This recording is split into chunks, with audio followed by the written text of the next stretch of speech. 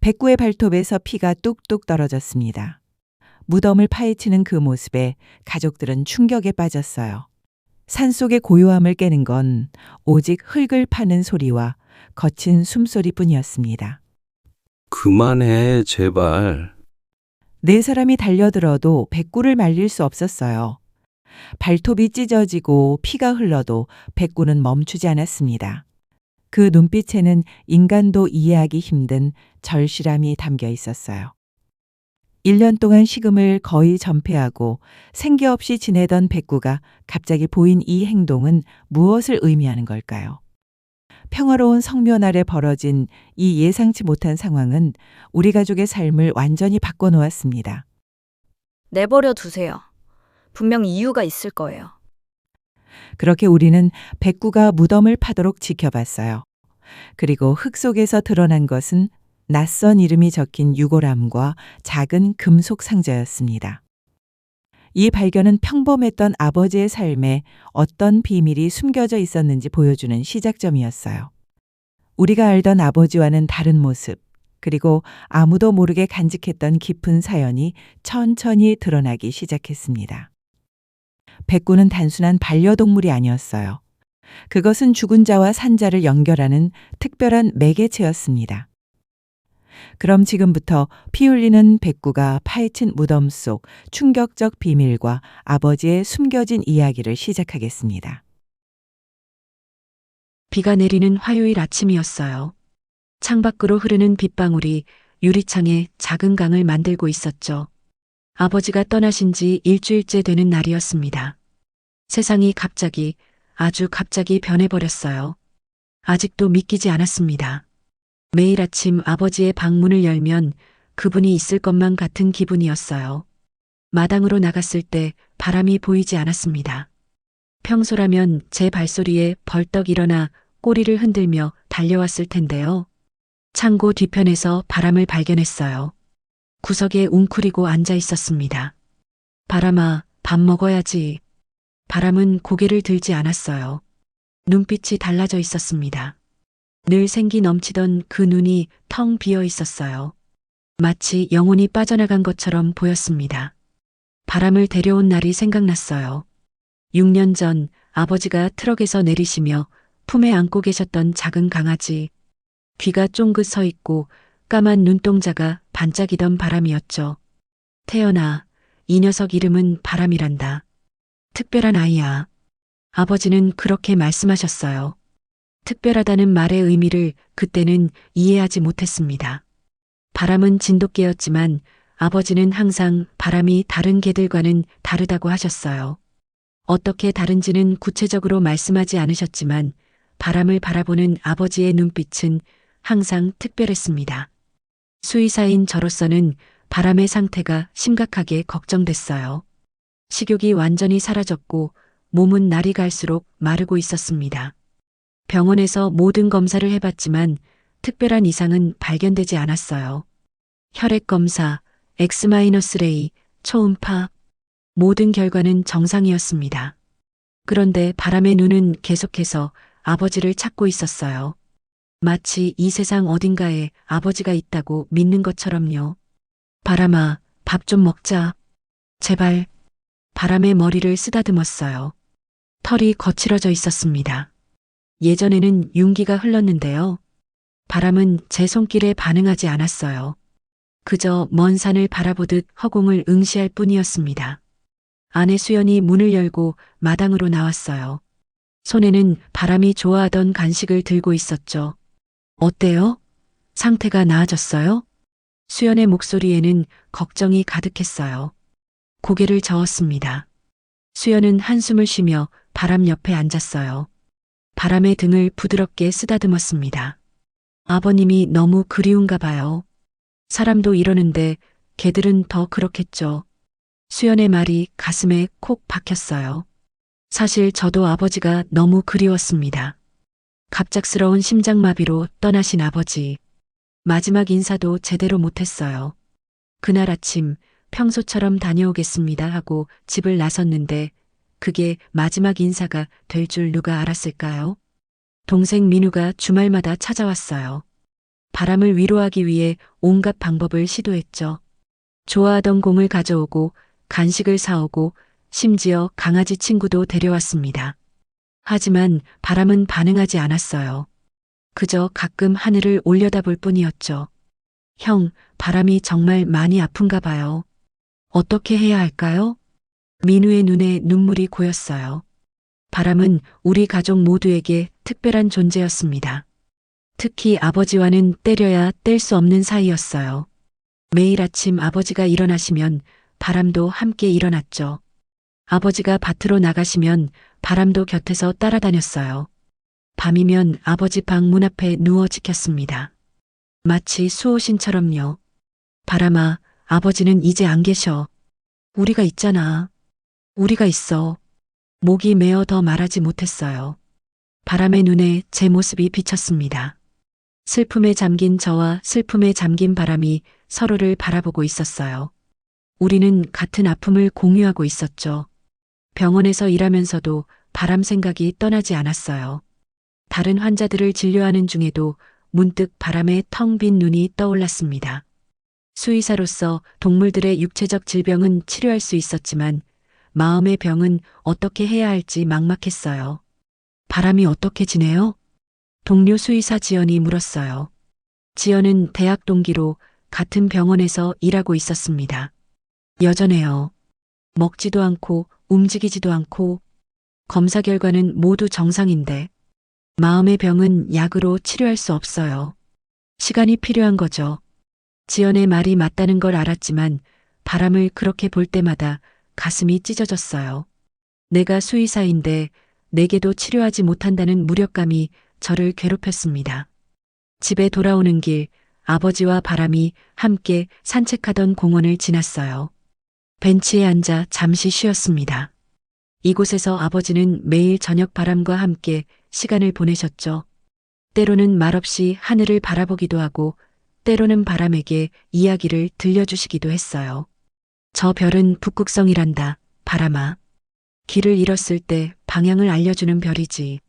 아버지의 목소리가 귓가에 울렸습니다. 눈물이 볼을 타고 흘렀어요. 아버지가 떠나신 지 일주일. 세상은 여전히 돌아가고 있었지만 저와 바람에게는 시간이 멈춘 것만 같았습니다. 집에 돌아오니 바람이 마당 한가운데 서 있었어요. 머리를 들고 하늘을 바라보고 있었죠. 다가가려는데 갑자기 바람이 길게 울음소리를 냈습니다. 마을 전체가 들릴 것 같은 울음소리였어요. 가슴이 찢어지는 소리였죠. 바람 옆에 앉았습니다. 함께 하늘을 바라봤어요. 별들이 반짝이고 있었죠. 북극성을 찾으려 했지만 찾을 수 없었어요. 구름이 가려 보이지 않았습니다. 바람아, 아버지가 보고 싶구나. 나도 그래. 바람의 등에 손을 올렸어요. 그제서야 바람이 저를 바라봤습니다. 눈에는 여전히 슬픔이 가득했지만 작은 인식의 빛이 보였어요. 마치 우리가 같은 아픔을 나누고 있다는 것을 알아차린 듯 했습니다. 그날 밤 바람은 처음으로 제 방문 앞에 누웠어요. 아버지 방이 아닌 제 방 앞에요. 작은 변화였지만 희망이 느껴졌습니다. 시간은 계속 흘렀어요. 일주일이 한 달이 되고 한 달이 세 달이 되고 세 달이 1년이 됐습니다. 바람은 여전히 예전의 활기를 완전히 되찾지 못했지만 조금씩 일상으로 돌아오고 있었어요. 이제는 아침에 제 발소리가 들리면 고개를 들고 반겨주었고 가끔은 꼬리도 흔들었습니다. 먹는 양도 조금씩 늘었어요. 수연이 바람의 털을 비껴주면 얌전히 앉아 있었고 민우가 찾아오면 반갑게 맞이했습니다. 하지만 가끔 특히 해질녘 이면 바람은 마당 한 구석에 앉아 하늘을 바라봤어요.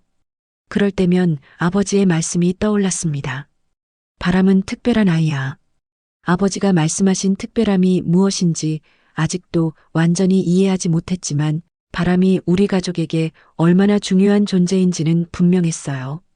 바람은 아버지의 마지막 선물이었고 아버지의 사랑이 담긴 살아있는 증거였습니다.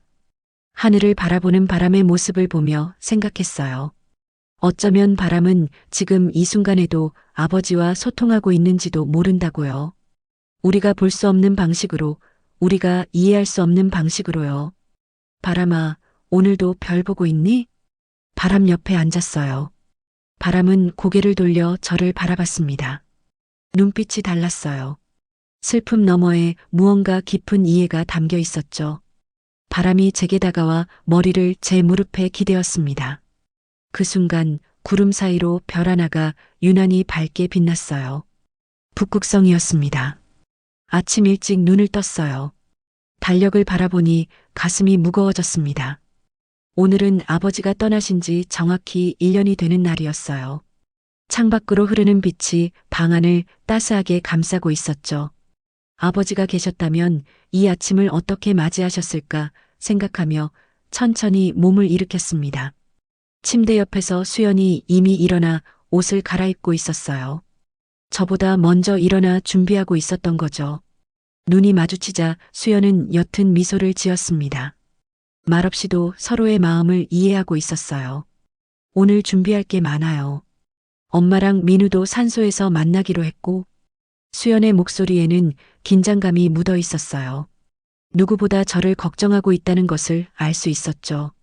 고개를 끄덕이며 자리에서 일어났습니다. 창밖을 바라보니 맑은 하늘이 펼쳐져 있었어요. 아버지가 좋아하셨을 날씨였습니다. 부엌으로 내려가는 계단을 밟으며 문득 바람이 생각났어요. 아침에는 항상 계단 아래에서 저를 기다리곤 했는데 오늘은 보이지 않았죠. 마당으로 나가 바람을 찾았습니다. 평소 좋아하던 나무 아래도 창고 뒤편도 살펴봤지만 보이지 않았어요. 바람아. 이름을 부르자 차고 쪽에서 소리가 들렸어요. 차고 문이 살짝 열려 있었죠. 안으로 들어가니 바람이 제 차 앞에 앉아 있었습니다. 꼬리를 흔들며 저를 바라보고 있었어요. 지난 1년 동안 볼 수 없었던 활기찬 모습이었습니다. 놀란 마음을 감추지 못한 채 바람에게 다가갔어요. 머리를 쓰다듬자 바람은 제 손을 핥았습니다. 따뜻한 온기가 손끝을 타고 전해졌어요.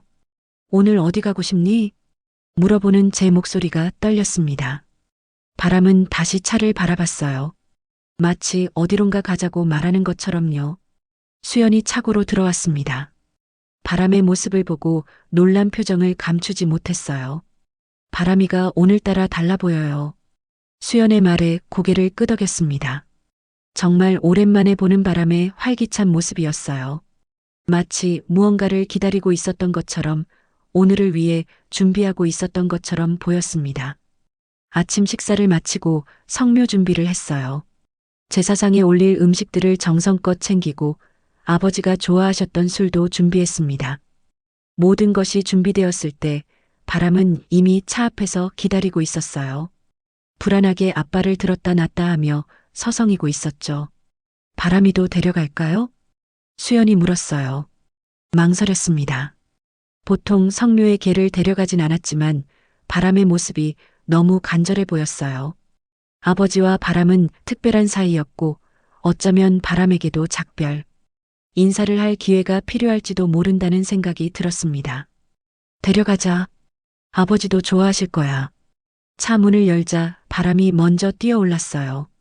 뒷좌석에 앉아 창밖을 바라보는 모습이 어린아이처럼 들떠 보였습니다. 이런 바람의 모습은 처음이었어요. 항상 침착하고 차분했던 바람이었는데 오늘은 마치 무언가에 사로잡힌 듯 했죠. 차를 출발시켰어요. 아버지가 묻히신 산으로 향하는 길은 구불구불했습니다. 울창한 숲을 지나고 작은 마을을 지나 점점 산으로 들어갔어요. 차창 밖으로 보이는 풍경이 점점 변했습니다. 도시의 번잡함은 사라지고 자연의 고요함이 우리를 감쌌어요. 뒷좌석에서 바람의 숨소리가 점점 거칠어졌습니다. 백미러로 바람을 살펴보니 창밖을 뚫어지게 바라보고 있었어요. 귀를 쫑긋 세우고 무언가를 감지하는 듯 했죠. 불안한 기색이 역력했습니다. 바람이가 왜 저러지? 수연의 목소리에 고개를 돌렸어요. 바람은 이제 앞좌석 사이로 머리를 내밀고 앞을 응시하고 있었습니다. 눈빛이 날카로웠어요. 마치 무언가를 쫓는 사냥개처럼 보였습니다. 괜찮아, 바람아. 곧 도착할 거야. 바람의 머리를 쓰다듬었지만 진정되지 않았어요. 오히려 더 초조해 보였죠. 낮은 신음소리를 내며 몸을 떨었습니다. 이런 모습은 처음이었어요. 6년간 바람과 함께 살면서 이런 행동은 본 적이 없었습니다. 산길이 점점 가팔라졌어요. 차가 흔들릴 때마다 바람은 더 불안해했습니다. 마치 무언가를 예감하는 것처럼요. 수연과 불안한 시선을 주고받았어요. 바람의 행동이 심상치 않았습니다. 산 중턱에 있는 주차장에 차를 세웠어요. 아버지의 산소까지는 걸어서 20분 정도 거리였습니다. 차 문을 열자마자 바람이 튀어나갔어요. 평소라면 저희 곁을 떠나지 않았을 텐데 오늘은 달랐습니다. 산길을 향해 달려갔어요. 바람아, 돌아와. 소리쳤지만 바람은 멈추지 않았습니다. 준비해온 제사 음식을 급하게 꺼내들고 바람을 쫓았어요. 숨이 가빠졌습니다. 수연도 허겁지겁 짐을 들고 따라왔죠. 바람이가 왜 저러는 거예요? 길도 모르는데. 수연의 목소리에 불안감이 가득했어요. 하지만 이상하게도 바람은 정확히 길을 알고 있는 것처럼 보였습니다. 한 번도 와본 적 없는 길인데도 망설임 없이 달려갔어요. 마치 누군가가 길을 안내하는 것처럼요. 바람이 분명 아버지의 산소로 가고 있어요. 놀라운 일이었어요. 바람은 정확히 아버지의 산소로 향하고 있었습니다. 좁은 산길을 따라 올라가다 보니 멀리서 어머니와 민우가 보였어요. 그들도 방금 도착한 듯 했습니다. 바람은 그들을 지나쳐 곧장 아버지의 무덤으로 달려갔어요. 산소에 도착했을 때 바람은 이미 무덤 주위를 빙빙 돌고 있었습니다. 코를 땅에 대고 무언가를 찾는 듯 했어요. 어머니는 놀란 표정으로 바람을 바라보고 있었죠. 태연아, 바람이를 데려왔구나. 어머니의 목소리에는 놀라움과 따뜻함이 섞여 있었어요. 어머니도 바람을 무척 아끼셨습니다. 아버지가 떠나신 후 어머니는 시골로 내려가셨어요. 도시의 생활이 힘들다고 하셨죠. 사실은 아버지의 빈자리가 너무 크게 느껴져서였다는 것을 알고 있었습니다. 민우가 다가와 제 어깨를 두드렸어요. 말없이 저를 바라보는 동생의 눈에는 이해와 위로가 담겨 있었습니다. 민우는 아버지와 많이 닮았어요. 특히 웃을 때 눈가에 생기는 주름은 아버지와 똑같았죠. 제사 준비를 시작했어요. 준비해온 음식들을 정성껏 차렸습니다. 아버지가 좋아하셨던 도토리묵, 갈비찜, 그리고 소주 한 병까지. 어머니는 무덤 주변의 잡초를 정리하셨어요. 민우는 향을 피우고 절을 준비했습니다. 그런데 갑자기 바람의 행동이 이상해졌어요. 무덤 앞에서 땅을 파기 시작했습니다. 처음에는 가볍게 앞발로 긁는 정도였어요. 하지만 점점 격렬해졌죠. 이제는 양발로 필사적으로 땅을 파헤치고 있었습니다. 바람아, 안 돼. 소리쳤지만 바람은 멈추지 않았어요. 오히려 더 필사적으로 파기 시작했습니다. 눈빛이 달라져 있었어요. 광기 어린 눈으로 땅을 파헤치고 있었죠. 민우가 달려가 바람을 말리려 했지만 소용없었어요. 바람은 민우의 손을 뿌리치고 계속해서 땅을 팠습니다. 수연은 당황한 표정으로 어머니를 바라봤어요. 어머니는 충격받은 듯 입을 가리고 있었습니다. 저 아이를 말려야 해. 어머니의 외침에 모두가 바람에게 달려갔어요. 하지만 바람의 힘은 놀라울 정도로 강했습니다. 4명이 달라붙어도 바람을 제지할 수 없었어요. 바람은 계속해서 미친 듯이 땅을 파헤쳤습니다. 바람의 발톱에서 피가 나기 시작했어요. 단단한 땅을 파다 보니 발톱이 부러지고 찢어진 것이었죠. 하지만 바람은 아픔도 모르는 듯 계속해서 땅을 팠습니다. 붉은 핏방울이 땅을 적셨어요. 바람아, 제발. 그만해. 목이 메었습니다. 바람의 필사적인 모습에 가슴이 찢어지는 듯 했어요. 이건 단순한 장난이 아니었습니다. 바람은 무언가를 찾고 있었어요. 무언가 중요한 것을, 절실한 것을 찾고 있었습니다. 모두가 지쳐가고 있었어요. 바람을 말리기 위한 시도는 모두 실패했습니다. 수연의 얼굴은 땀으로 범벅이 되었고 민우는 팔에 핥힌 자국이 생겼어요. 어머니는 멀찍이 서서 두 손을 모으고 있었습니다. 땅은 점점 깊어졌어요. 바람의 움직임은 조금도 느려지지 않았습니다. 오히려 더 절박해 보였죠. 발톱에서 흐르는 피는 점점 많아졌어요. 그 모습을 보고 있자니 가슴이 무너져 내렸습니다. 내버려 두자. 제 입에서 나온 말에 모두가 놀란 표정을 지었어요. 하지만 더 이상 바람을 말릴 수 없다는 것을 알았습니다. 바람의 눈에서 본 절박함은 단순한 충동이 아니었어요. 그것은 사명과도 같은 것이었습니다. 하지만 태어나 아버지의 무덤을 민우의 말에 고개를 저었어요. 아버지도 이해하실 거라고 생각했습니다. 아버지와 바람 사이에는 우리가 알지 못하는 무언가가 있었어요. 아버지가 항상 말씀하셨던 바람은 특별한 아이야라는 말의 의미가 이제야 조금씩 이해되기 시작했습니다. 모두가 물러섰어요. 바람은 계속해서 땅을 팠습니다.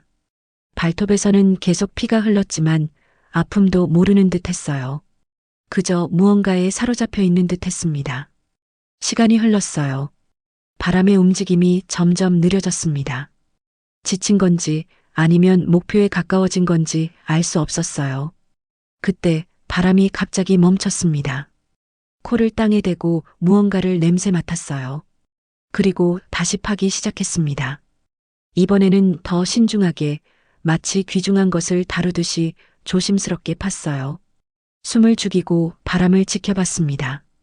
모두가 긴장된 표정으로 바람을 바라보고 있었어요. 갑자기 바람이 멈췄습니다. 땅속에서 무언가를 발견한 듯 했어요. 코를 땅에 대고 깊게 숨을 들이마셨습니다. 그리고 저를 바라봤어요. 바람의 눈에는 이제 광기가 아닌 간절함이 담겨 있었습니다. 다가가 바람이 판 곳을 들여다봤어요. 흙 속에 무언가가 보였습니다. 반짝이는 무언가가요. 손을 뻗어 그것을 꺼냈어요. 작은 금속 상자였습니다. 녹슬고 흙이 묻어 있었지만 분명 인공물이었어요. 바람은 이제 평온해 보였습니다. 마치 자신의 임무를 완수한 것처럼요. 피로 얼룩진 발을 핥으며 조용히 누웠어요. 그 모습이 마치 아버지 곁에 누워 있는 것처럼 보였습니다. 상자를 손에 쥐고 가만히 바라봤어요. 무거웠습니다. 안에 무언가가 들어있는 듯 했어요. 수연과 민우 그리고 어머니가 다가와 상자를 바라봤습니다. 모두의 얼굴에는 의문과 기대가 섞여 있었어요. 열어볼까요? 수연의 물음에 망설였습니다. 이 상자가 여기 묻혀 있었다는 것은 아버지의 의도가 있었을 거라고 생각했어요. 하지만 바람이 이렇게까지 필사적으로 찾았다면 우리가 발견해야 할 중요한 것일지도 모른다는 생각이 들었습니다. 상자를 손에 꼭 쥐었어요. 무언가 중요한 결정을 해야 할 순간이 온 것 같았습니다. 바람을 바라봤어요. 바람은 이제 평온한 눈으로 저를 바라보고 있었습니다. 마치 이제 내 차례야라고 말하는 것처럼요. 깊은 숨을 들이마시고 결심했어요. 아버지의 마지막 메시지일지도 모르는 이 상자를, 바람이 그토록 찾고자 했던 이 물건을 열어봐야겠다고요. 아버지와 바람 사이의 비밀을, 그리고 어쩌면 우리 가족의 운명을 바꿀지도 모르는 진실을 마주할 준비가 되어 있었습니다. 금속 상자를 들고 집으로 돌아왔어요. 손에 쥔 상자가 무겁게 느껴졌습니다. 물리적인 무게가 아닌 마음의 무게였죠. 바람은 뒷좌석에서 평온하게 잠들어 있었어요. 피로 얼룩진 발과는 대조적으로 편안한 얼굴이었습니다. 집에 도착해 거실 테이블 위에 상자를 올려놓았어요. 어머니와 민우, 수연 모두 침묵 속에서 상자를 바라보고 있었습니다. 누구도 먼저 열어보자는 말을 꺼내지 못했어요. 아버지의 무덤에서 발견된 이 상자가 우리에게 어떤 의미를 가져올지 두려웠던 것 같아요. 상자만으로는 알 수 없어요. 더 깊이 파봐야 할 것 같아요. 민우의 말에 모두가 고개를 들었습니다. 그의 눈빛에는 결연함이 있었어요. 동생은 항상 현실적이었습니다. 감정보다는 논리를 따르는 성격이었죠. 파묘를 해야 한다는 거니? 어머니의 목소리가 떨렸어요. 파묘는 쉬운 결정이 아니었습니다. 법적인 절차도 복잡하고 무엇보다 고인의 안식을 방해하는 일이기도 했어요. 어머니의 손이 떨리고 있었습니다. 수연이 다가가 어머니의 손을 잡았어요. 어머님, 바람이가 저렇게까지 했던 이유가 있을 거예요. 우리가 알아야 할 무언가가. 수연의 말에 어머니는 고개를 끄덕였어요. 눈가에 맺힌 눈물이 볼을 타고 흘러내렸습니다. 아버지를 보내는 것도 힘들었는데 이제 그의 무덤까지 파헤쳐야 한다니 어머니의 마음이 어떨지 충분히 이해할 수 있었어요. 다음 날 파묘 허가를 받기 위한 절차를 시작했습니다. 구청에 방문하고 필요한 서류를 제출했어요.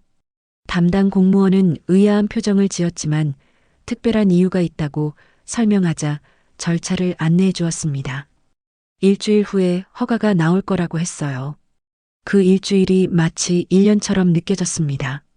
밤마다 금속 상자를 바라보며 그 안에 무엇이 들어있을지 상상했어요.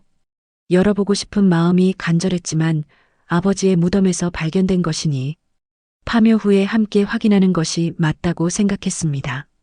바람은 놀랍게도 완전히 달라져 있었어요. 상자를 발견한 이후로 마치 짐을 내려놓은 것처럼 편안해 보였습니다. 식욕도 돌아왔고 활기도 되찾았어요. 마당을 뛰어다니고 꼬리를 흔들며 저를 반겨주었습니다. 1년 만에 보는 바람의 본래 모습이었어요. 파묘 허가가 나왔다는 연락을 받은 날 민우가 전문업체에 연락했어요. 담당자는 이틀 후에 작업이 가능하다고 했습니다. 그날 밤 온 가족이 모여 앉았어요. 공기 중에 무거운 긴장감이 감돌았습니다. 정말 이렇게 하는 게 맞는 걸까요? 수연의 질문에 답을 하지 못했어요. 저도 확신이 없었습니다. 하지만 바람이 우리에게 보여주려 했던 것, 아버지가 우리에게 남기려 했던 것이 무엇인지 알아야 한다고 느꼈어요. 바람이 이유 없이 저러지는 않았을 거야. 아버지와 바람 사이에는 우리가 모르는 무언가가 있었어. 제 말에 민우가 고개를 끄덕였어요. 어머니는 여전히 불안한 표정이었지만 우리의 결정을 따르겠다고 하셨습니다. 그날 밤 쉽게 잠들지 못했어요. 내일 우리가 발견할 것이 무엇일지, 그것이 우리 가족에게 어떤 의미를 가져올지 두려웠습니다. 파묘 당일 하늘은 흐렸어요. 산으로 향하는 길에 안개가 자욱했습니다. 마치 세상과 분리된 것 같은 느낌이었어요. 바람은 이번에도 함께 왔습니다. 그런데 이전과 달리 평온해 보였어요. 창밖을 바라보며 꼬리를 살짝 흔들었습니다. 산에 도착했을 때 파묘 업체 사람들이 이미 와 있었어요. 2명의 남자가 장비를 준비하고 있었습니다. 우리를 보자 공손하게 인사했어요. 그들의 표정은 직업적인 차분함을 유지하고 있었습니다. 아버지의 무덤 앞에 섰어요. 마음이 무거웠습니다. 어머니는 눈물을 참으며 무덤에 절을 올렸어요. 아버지의 영혼에게 우리의 행동을 이해해달라고 부탁하는 것 같았습니다. 시작하겠습니다. 업체 담당자의 말에 고개를 끄덕였어요. 그들은 조심스럽게 흙을 파내기 시작했습니다. 바람이 파헤쳤던 부분부터 시작했어요. 금속 상자가 발견된 곳이었죠. 땅을 파는 소리만이 산속에 울렸어요. 모두가 숨죽이며 지켜보고 있었습니다. 시간이 천천히 흘렀어요. 점점 더 깊이 파내려 갔습니다. 여기 뭔가 있습니다. 담당자의 말에 모두가 긴장했어요. 그들이 조심스럽게 흙을 걷어내자 관이 모습을 드러냈습니다. 아버지의 관이었어요. 하지만 놀랍게도 그 옆에 또 다른 물체가 있었습니다. 이건 유골함인 것 같습니다. 유골함이라는 말에 숨이 멈췄어요. 아버지 관 옆에 작은 유골함이 나란히 묻혀 있었습니다. 흙을 털어내자 유골함 위에 글씨가 보였어요. 이은주. 낯선 이름이었습니다. 어머니의 얼굴이 창백해졌어요. 민우와 수연도 놀란 표정이었습니다. 누구도 이 이름을 알지 못했어요. 아버지가 왜 낯선 사람의 유골함을 자신의 무덤에 함께 묻었는지 이해할 수 없었습니다. 이은주가 누구죠? 민우가 어머니에게 물었어요. 어머니는 고개를 저었습니다. 손이 떨리고 있었어요. 아버지의 비밀이 하나씩 드러나는 것 같았습니다. 유골함을 조심스럽게 꺼내 살펴봤어요. 오래된 것처럼 보였습니다. 정식 장례식장에서 나온 제품은 아닌 것 같았어요. 손으로 만든 듯한 투박함이 있었습니다. 경찰에 신고해야 할 것 같아요. 민우의 말에 고개를 끄덕였어요.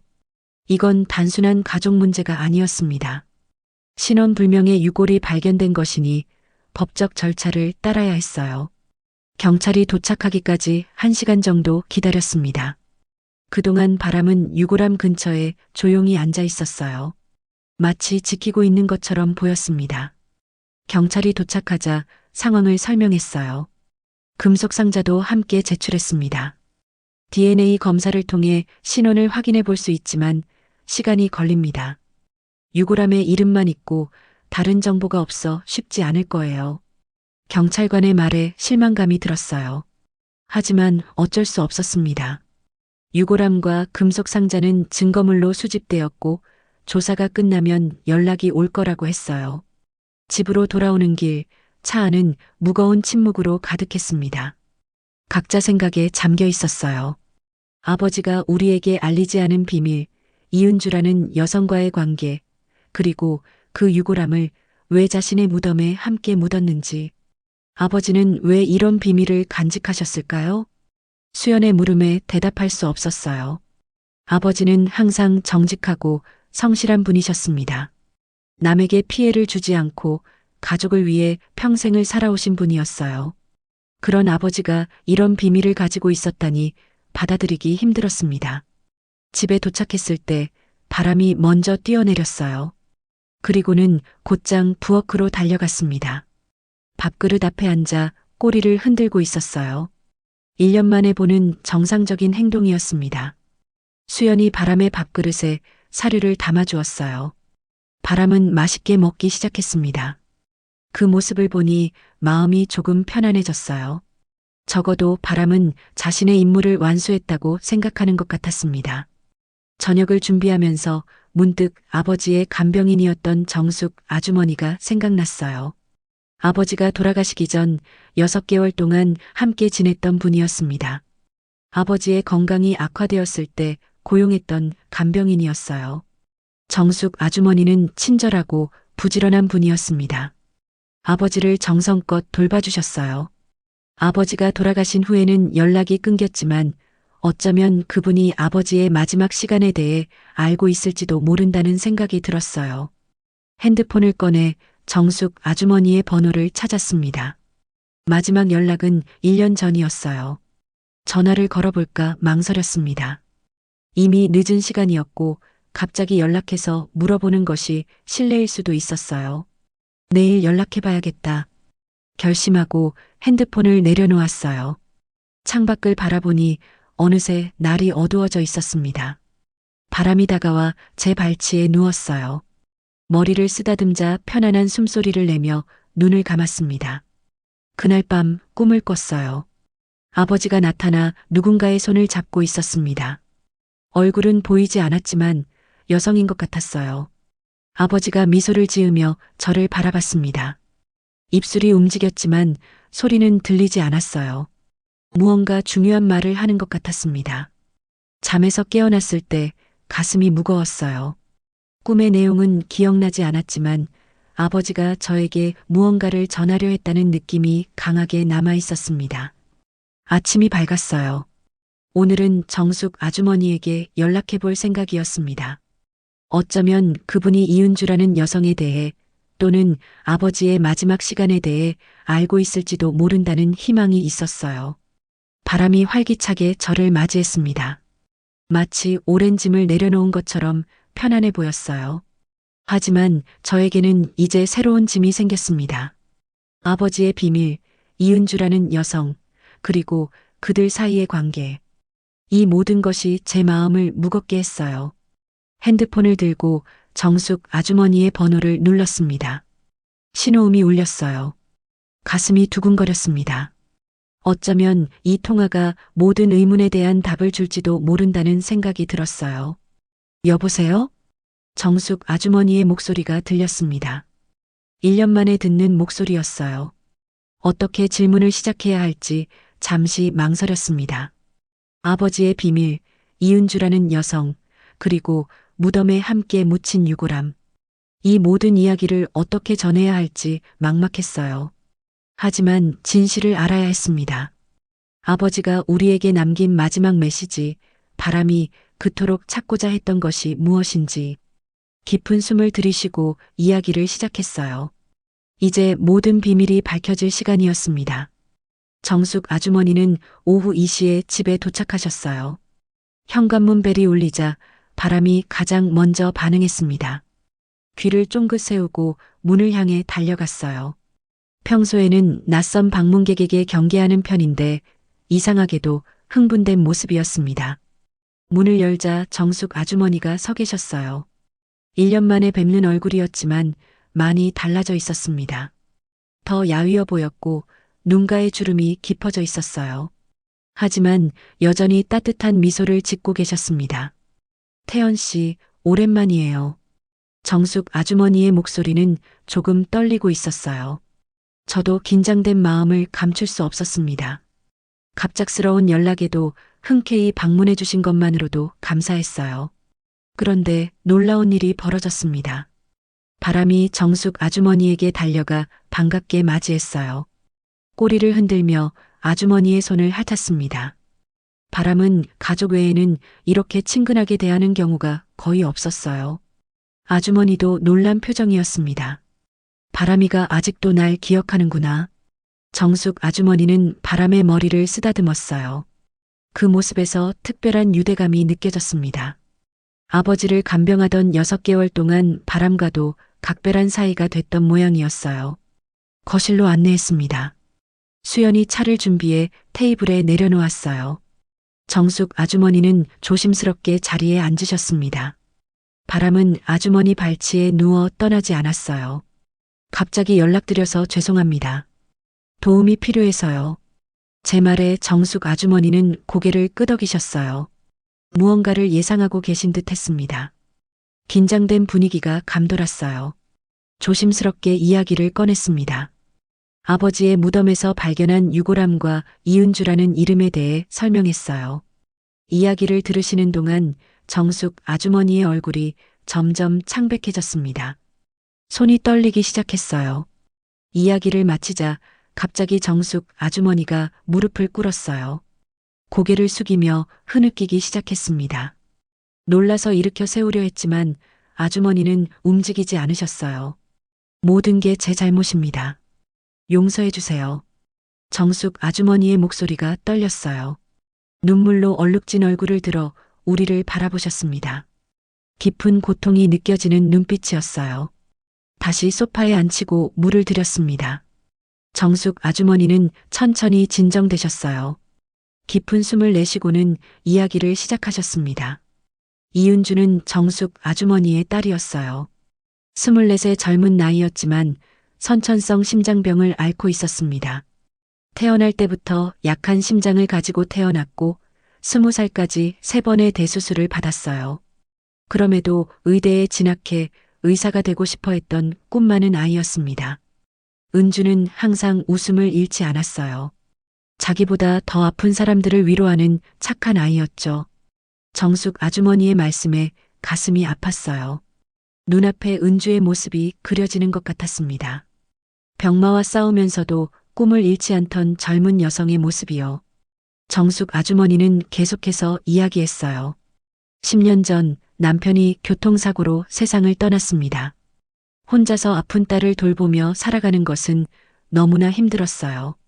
병원비는 계속 늘어갔고 보험도 한계가 있었습니다. 결국 사채를 쓰게 됐어요. 7천만 원이라는 거액이었습니다. 매일 4시간만 자며 3개의 일을 했어요. 아침에는 분식집, 낮에는 청소, 밤에는 편의점. 그래도 빚은 줄어들지 않았죠. 정숙 아주머니의 손은 거칠었어요. 오랜 노동의 흔적이 선명했습니다. 삶의 무게가 그대로 새겨진 손이었어요. 그때 아버지를 만났다고 했습니다.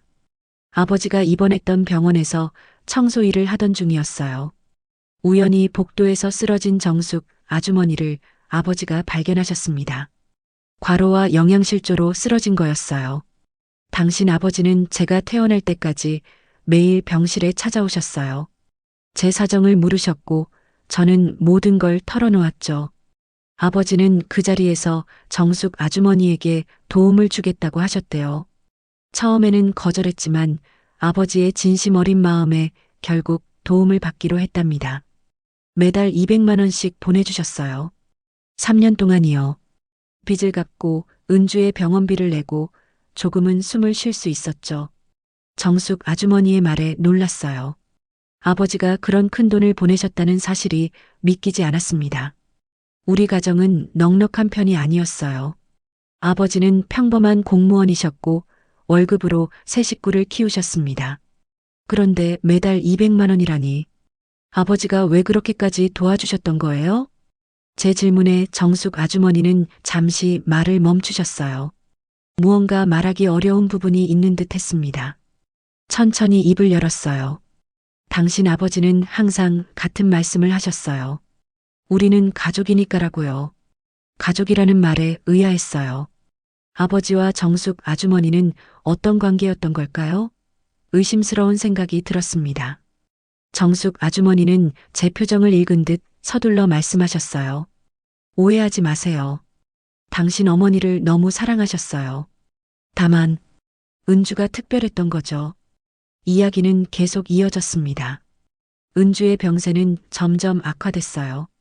네 번째 수술이 필요했지만 성공 확률은 50%에 불과했습니다.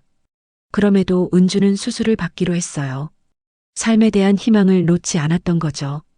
수술 당일 아버지는 병원에 오셨대요. 은주에게 용기를 주셨고 정숙 아주머니의 손을 꼭 잡아주셨습니다. 수술은 8시간 동안 진행됐어요. 수술은 성공적이었어요. 하지만 정숙 아주머니의 목소리가 떨렸습니다. 은주는 수술 후 의식을 되찾지 못했어요. 혼수 상태에 빠진 거였죠. 한 달을 그렇게 병원에 누워 있었습니다. 아버지는 매일 병원을 찾아 은주의 손을 잡아주셨대요. 그러던 어느 날 밤 은주가 눈을 떴어요. 잠시였지만 저를 바라보며 미소를 지었죠. 그리고 정숙 아주머니의 눈에서 눈물이 흘렀어요. 은주는 그날 밤 세상을 떠났습니다. 25번째 생일을 일주일 앞두고요. 아버지는 장례식을 모두 치러주셨대요. 하지만 은주의 유골을 모실 곳이 없었습니다. 화장한 은주의 유골함을 들고 갈 곳이 없었어요. 선산도 없고 납골 땅에 모실 돈도 없었죠. 정숙 아주머니는 은주의 유골함을 집에 모셨다고 했어요. 하지만 마음이 편치 않았답니다. 그때 아버지가 제안하셨대요. 당신 아버지가 말씀하셨어요. 내가 먼저 가면 은주를 내 옆에 모시자. 그러면 내가 지켜줄 수 있을 테니. 가슴이 저려왔어요. 아버지의 따뜻한 마음이 느껴졌습니다. 낯선 이를 자신의 곁에 모시겠다는 그 마음이 너무나 아버지다웠어요. 하지만 아버지는 갑자기 돌아가셨습니다. 정숙 아주머니는 약속을 지키고 싶었지만 장례식에서 그런 말을 꺼낼 수 없었대요. 우리 가족이 충격을 받을까 두려웠던 거였죠. 장례식이 끝나고 한 달 후 밤에 몰래 산에 올라갔어요. 은주의 유골함을 가지고요. 바람이 함께했죠. 바람을 바라봤어요. 바람은 정숙 아주머니의 발치에서 조용히 듣고 있었습니다. 그날 밤 바람도 함께 산에 올라갔던 거군요. 흙을 파고 은주를 묻었어요. 당신 아버지 무덤 바로 옆에요. 그리고 상자도 함께 넣었죠. 은주와 관련된 물건들이 담긴 상자예요. 금속 상자의 정체가 밝혀졌어요. 은주의 유품이 담긴 상자였던 거죠. 정숙 아주머니는 은주의 일기장, 사진, 그리고 아버지에게 쓴 편지가 담겨 있다고 했어요. 용서해 주세요. 당신 아버지의 무덤을 그렇게 했다니. 하지만 약속을 지키고 싶었어요. 정숙 아주머니의 눈에는 후회와 슬픔이 가득했어요. 그동안 얼마나 마음이 무거웠을까 생각하니 안쓰러웠습니다. 하지만 왜 바람이 그렇게 행동했는지 이해가 안 돼요. 제 질문에 정숙 아주머니는 바람을 바라봤어요. 그리고 천천히 설명하셨습니다. 은주가 병원에 있을 때 바람을 자주 데려갔다고 해요. 아버지의 제안으로요. 동물과의 교감이 환자에게 좋다고 들으셨대요. 바람이는 은주를 무척 좋아했어요. 병실에 가면 항상 은주의 침대 옆에 앉아 떠나지 않았죠. 은주도 바람이를 너무 사랑했고요. 바람이 은주와 특별한 유대감을 형성했던 거군요. 그래서 아버지가 돌아가신 후 바람은 무언가가 잘못됐다고 느꼈던 거예요. 은주의 유골함이 아버지 곁에 있어야 한다는 것을 바람은 알고 있었던 거죠. 당신 아버지가 돌아가시기 전날 바람이에게 말씀하셨어요. 바람아, 은주를 잘 지켜줘. 마치 예감하신 것처럼요. 아버지의 마지막 부탁이었던 거군요. 바람에게 은주를 지켜달라고. 그리고 바람은 그 약속을 지키기 위해 1년 동안 괴로워했던 거예요. 눈물이 흘렀습니다. 아버지의 따뜻한 마음과 바람의 충직함에 가슴이 저려왔어요. 모든 것이 이해되기 시작했습니다. 정숙 아주머니는 주머니에서 작은 사진 한 장을 꺼내셨어요. 젊은 여성의 사진이었습니다. 창백한 얼굴이었지만 밝게 웃고 있었어요. 바람이 옆에 누워 있었죠. 은주의 사진이었습니다. 이게 은주예요. 마지막으로 찍은 사진이에요. 사진을 받아들고 바라봤어요. 은주는 생각보다 더 젊고 예뻤습니다. 병마와 싸우면서도 웃음을 잃지 않은 강한 영혼이 느껴졌어요. 바람이 다가와 사진을 냄새 맡았습니다. 꼬리를 흔들며 사진을 바라봤어요. 은주를 알아본 것 같았습니다. 아버지가 왜 은주에게 그렇게 각별했는지 이유가 있었나요? 질문을 꺼내기가 조심스러웠어요. 정숙 아주머니는 깊은 숨을 내쉬셨습니다. 무언가 더 말씀하실 것 같았어요. 당신 아버지는 항상 우리는 가족이라고 하셨어요. 그 이상은 아버지께 직접 들으셔야 할 것 같아요. 정숙 아주머니의 말이 의미심장했어요. 무언가 더 깊은 이야기가 있는 듯 했지만 더 이상 말씀하지 않으셨습니다. 아버지와 은주 사이에 어떤 관계가 있었던 걸까요? 왜 가족이라고 했을까요? 많은 의문이 남았지만 오늘은 여기까지였어요. 정숙 아주머니는 지쳐 보였습니다. 오랜 비밀을 털어놓은 후에 해방감과 동시에 다시 상처를 들춰낸 아픔이 얼굴에 새겨져 있었어요. 바람이 정숙 아주머니의 손을 핥았습니다. 위로하는 듯한 모습이었어요. 아주머니는 바람의 머리를 쓰다듬으며 미소 지었습니다. 바람이는 정말 특별한 아이예요. 당신 아버지 말씀이 맞았어요. 특별한 아이. 아버지의 말씀이 다시 떠올랐습니다. 바람은 정말 특별했어요. 사람의 마음을 읽는 듯한, 영혼을 보는 듯한 능력이 있었던 거죠. 정숙 아주머니가 일어나셨어요. 이제 돌아갈 시간이라고 했습니다. 문까지 배웅하며 물었어요. 금속 상자는 경찰이 가져갔어요. 조사가 끝나면 돌려받을 수 있을까요? 당연하죠. 그건 은주의 마지막 흔적이니까요. 꼭 돌려받고 싶어요. 정숙 아주머니의 눈에 간절함이 비쳤어요. 고개를 끄덕이며 약속했습니다. 경찰 조사가 끝나면 반드시 상자를 돌려드리겠다고요. 문을 닫고 거실로 돌아왔어요. 수연은 눈물을 훔치고 있었습니다. 정숙 아주머니의 이야기를 들으며 많이 감동했나 봐요. 당신 아버님은 정말 좋은 분이셨네요. 수연의 말에 고개를 끄덕였어요. 아버지는 우리가 알던 것보다 더 큰 마음을 가진 분이셨습니다. 자신을 희생해 타인을 돕는 분이셨어요. 바람이 창가에 앉아 하늘을 바라보고 있었습니다. 평온해 보였어요. 이제야 자신의 임무를 완수했다고 느끼는 걸까요? 은주의 존재를 우리에게 알려준 것, 그것이 바람의 마지막 임무였던 거겠죠. 창밖의 하늘은 맑았어요. 아버지와 은주가 저 하늘 어딘가에서 우리를 내려다보고 있을까요? 그리고 아직 풀리지 않은 의문, 아버지가 은주를 가족이라고 부른 이유는 무엇일까요? 그 답을 찾아야 했습니다. 아버지의 마지막 비밀을 알아야 했어요. 그것이 바람이 우리에게 전하고 싶었던 메시지였을 테니까요. 정숙 아주머니가 돌아가신 후 집안에는 묘한 침묵이 흘렀어요. 수연과 저는 거실에 앉아 각자의 생각에 잠겼습니다. 바람은 창가에 앉아 하늘을 바라보고 있었어요. 이제는 평온해 보였죠. 마치 자신의 임무를 완수한 것처럼요. 어머니와 민우에게 연락해야겠어요. 수연의 말에 고개를 끄덕였습니다. 이 일은 우리 가족 모두가 함께 결정해야 했어요. 어머니와 민우에게 전화를 걸어 상황을 설명했습니다. 두 분 모두 놀라셨지만 바로 오겠다고 하셨어요. 2시간 후 가족 모두가 거실에 모였습니다. 민우는 얼굴이 어두웠고 어머니는 눈시울이 붉어져 있었어요. 정숙 아주머니의 이야기를 자세히 전해드렸습니다. 은주와 아버지의 관계, 그리고 아버지가 왜 그렇게 도움을 주셨는지에 대한 의문까지요. 우리가 은주를 아버지 곁에 제대로 모셔야 할 것 같아요. 제 말에 어머니가 먼저 고개를 끄덕이셨어요. 눈물을 훔치며 말씀하셨습니다. 당연하지. 그 아이도 이제 우리 가족이야. 어머니의 너그러운 마음에 가슴이 뭉클했어요. 어머니는 아버지의 선행에 대해 자랑스러워 하셨습니다. 오히려 왜 아버지가 말씀해 주시지 않았는지 서운해 하셨어요. 민우는 여전히 의문이 많아 보였습니다. 아버지가 왜 그렇게까지 낯선 사람들을 도와주셨는지 이해하기 어려웠던 거죠. 특히 우리 가정이 넉넉하지 않았던 상황에서요. 아버지 서재에 일기장이 있을 거예요. 거기 답이 있을지도 몰라요. 제 제안에 모두가 고개를 끄덕였어요. 아버지의 서재로 향했습니다. 아버지가 돌아가신 후에도 그대로 보존해둔 공간이었어요. 책장 위에는 아버지가 평생 모으신 책들이 가지런히 꽂혀 있었습니다. 서랍을 열어 일기장을 찾았어요.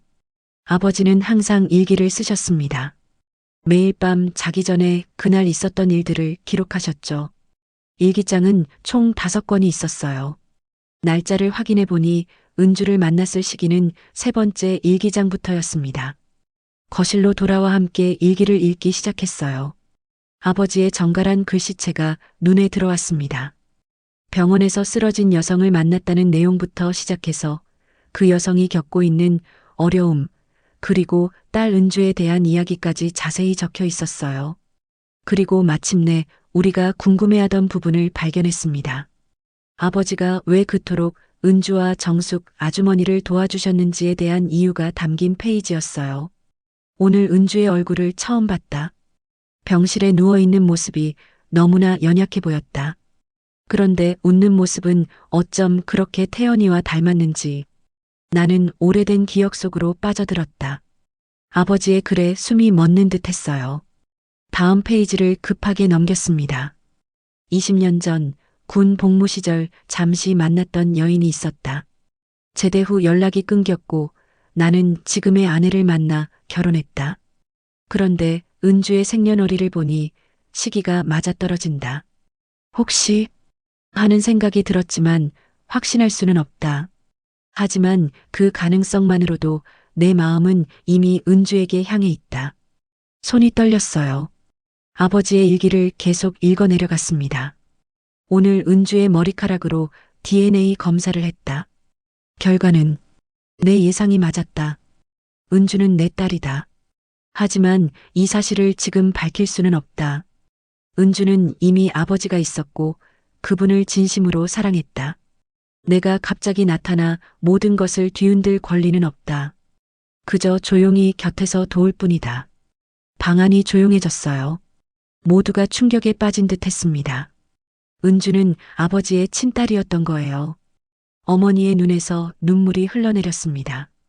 민우는 굳은 표정으로 창밖을 바라봤어요. 아버지. 입에서 나온 작은 한마디가 방 안에 울렸습니다. 아버지의 비밀, 그 무거운 짐을 혼자 안고 사셨던 아버지의 마음이 느껴졌어요. 일기장의 마지막 페이지에는 아버지의 유언과도 같은 글이 적혀 있었습니다. 내가 먼저 떠나게 되면 은주를 내 곁에 묻어달라. 평생 함께하지 못했지만 죽어서라도 아버지로서 곁을 지키고 싶다. 그리고 정숙에게 내 재산의 일부를 나눠주길 바란다. 태연, 민우, 그리고 아내에게 모든 것을 숨겨서 미안하다. 하지만 나는 모두를 사랑했다. 은주도 너희도. 일기장을 덮었어요. 방 안은 깊은 침묵에 잠겼습니다. 각자의 마음속에 일어나는 파도를 잠재우기 위해 시간이 필요했어요. 어머니가 먼저 입을 열었습니다. 아버지의 마지막 소원을 들어드려야겠구나.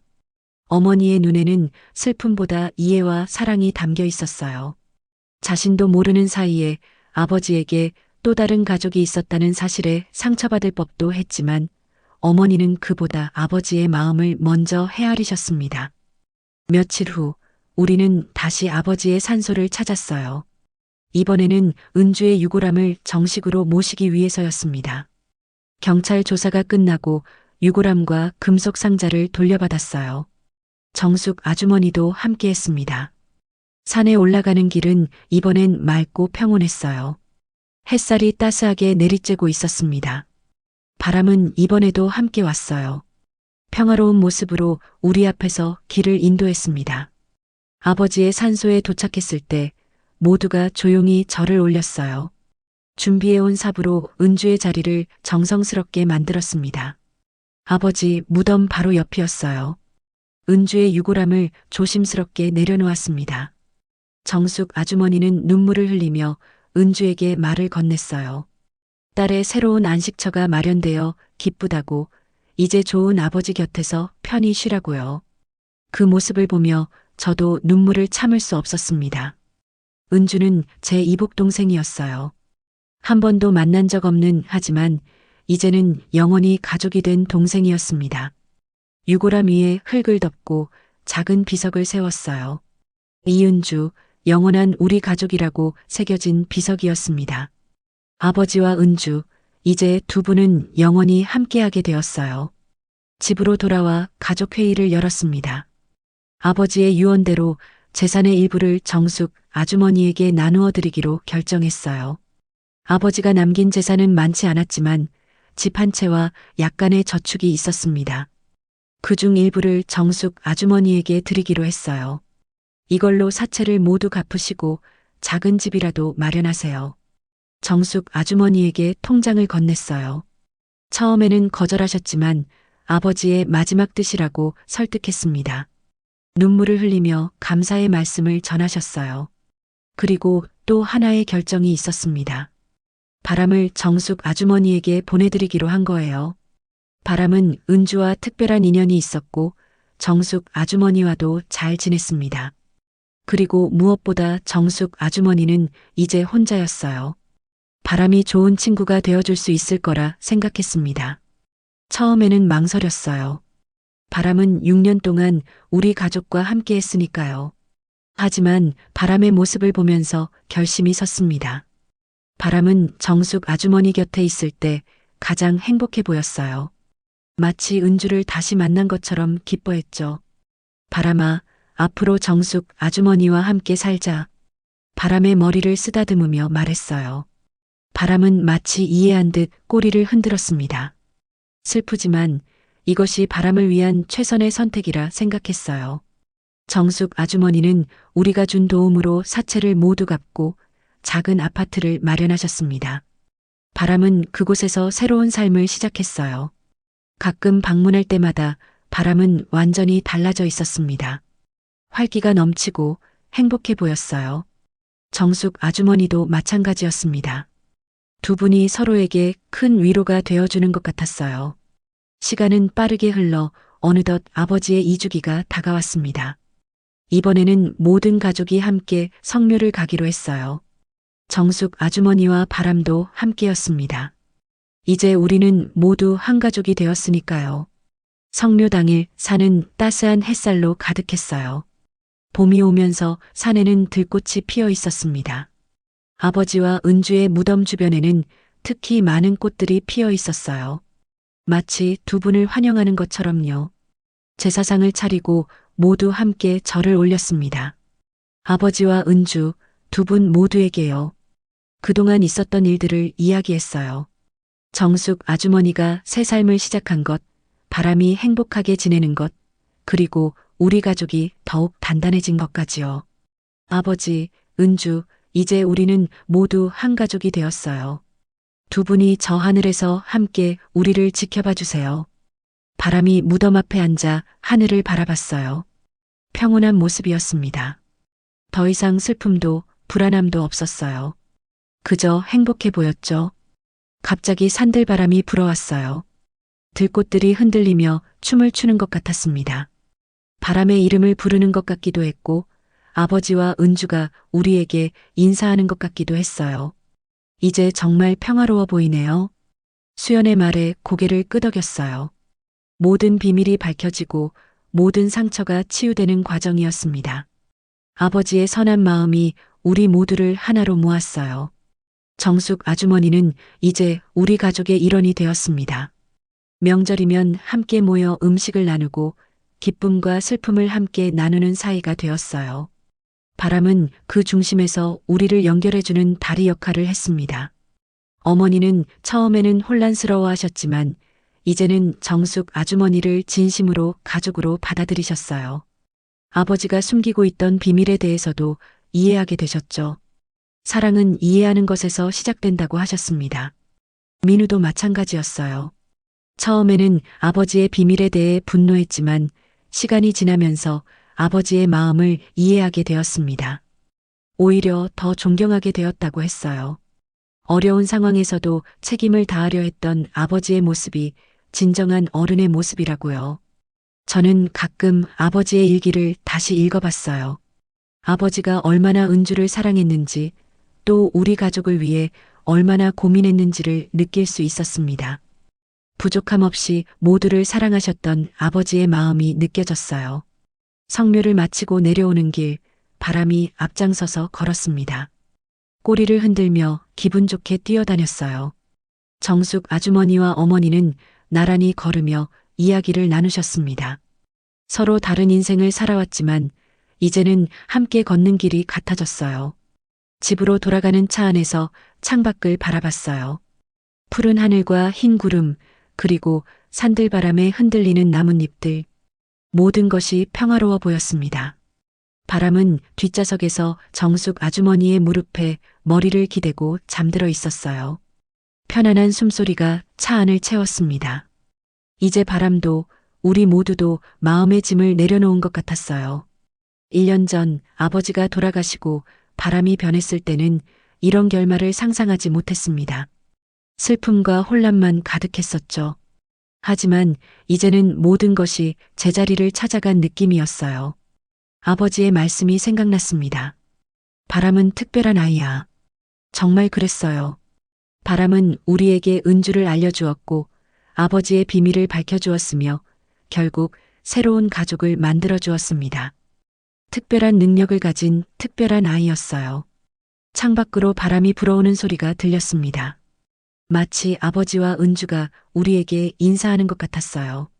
이제 우리는 모두 한 가족이 되었습니다.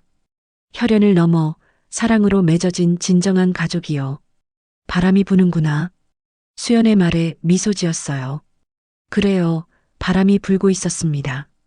우리 모두의 마음속에 새로운 희망과 사랑의 바람이요.